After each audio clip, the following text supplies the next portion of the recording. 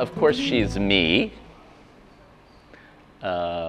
She's my, she serves two purposes. One is to, as a method of self-investigation, a way for me to have decided my belief system.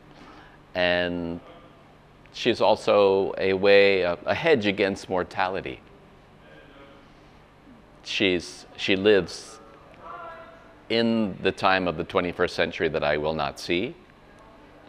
And I began this series of diagrams more than a decade ago, when my father was very ill, and I had also seen a retrospective show of the artist Monet at the Museum of Modern Art. And I found it interesting to be able to see a whole lifetime, a representation of a lifetime in a few hours.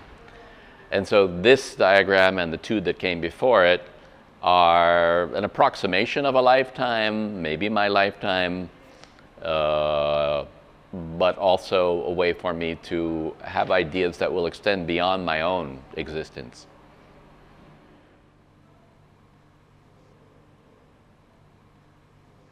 There's an interesting story about the diagram. About 2 decades ago, I was at a conference on a particular kind of theoretical, experimental aerospace technology called a hypersonic space plane at a university in North Dakota where they were studying such things.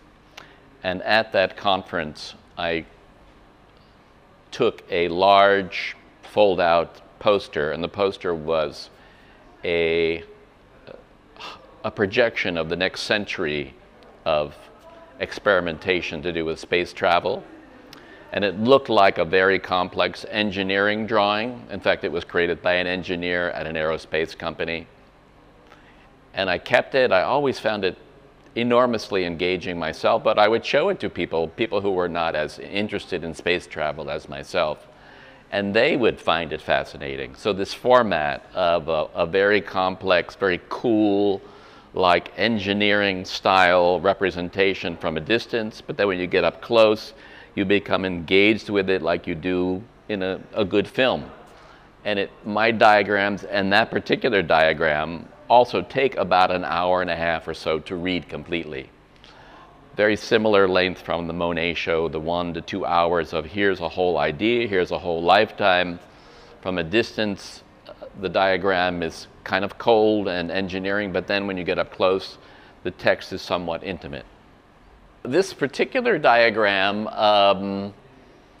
the two pieces of the title that I joined together in order to create what you see here is the Exo-Designer, meaning that she can touch lives in the future, that she can extend outside of her own time, and that this reality, this universe, comes from information, that it's based upon a particular theoretical construct from the Fermi Lab, which is near Chicago, Illinois, in the US, that the universe is constructed of discrete blocks or bits rather than some background sort of analog froth, which is what other physicists suggest the universe is constructed of.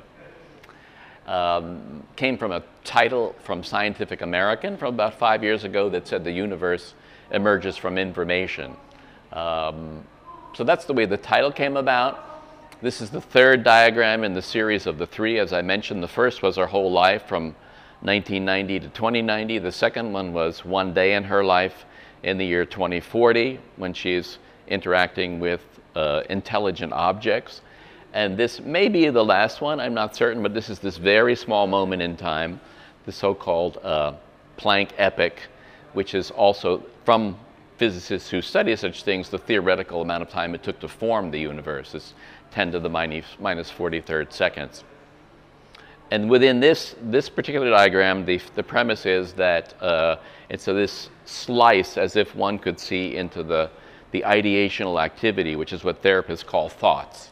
The thoughts of this particular created persona, which is me, sort of. It's sort of me. It's me wishing I'm these things, or me suggesting I am these things, or could be these things.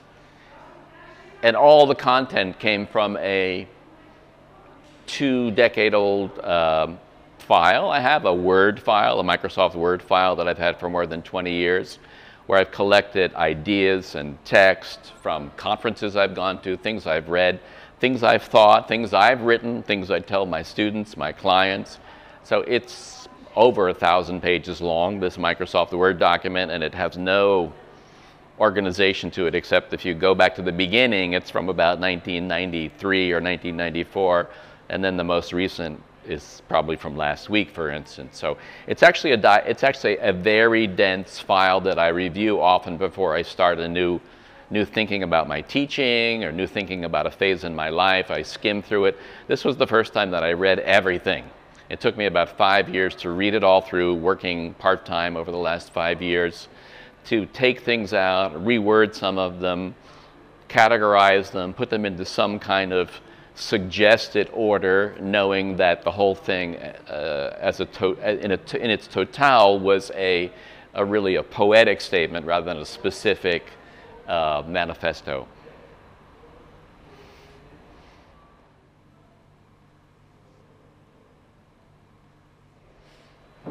In the beginning of my experimental work, the work I've done outside of designing and teaching, I would construct completely custom systems based upon the new technology of that time, beginning in the late 1970s, the early 1980s, and these were almost like constructing a theoretical internet or a social media before there was social media.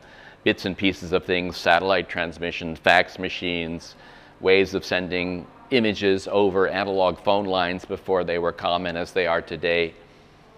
And those things hardly ever worked. They were so complicated to make work. So part of the reason to choose this format, which is a vector-based file format that can be printed out at different sizes, is pragmatic. As I've gotten older, I have more responsibility, I have multiple professional appointments, I have a family. I don't have the time to put together all these kind of patched together installations, which is what I did before. So it was really a practical pre-planned strategic decision to find a file format, in this case a vector-based print, that could be fairly easily assembled, and then it could be portable, could be put up in a space this size that we see here at Studio X. It could be about half that size. It could be larger. It was once, in the last diagram, the size of a small city block in Antwerp, Belgium. So it was a practical, strategic, professional-like thinking that I probably didn't have 30 or 40 years ago when I first started doing this kind of work. Thank you.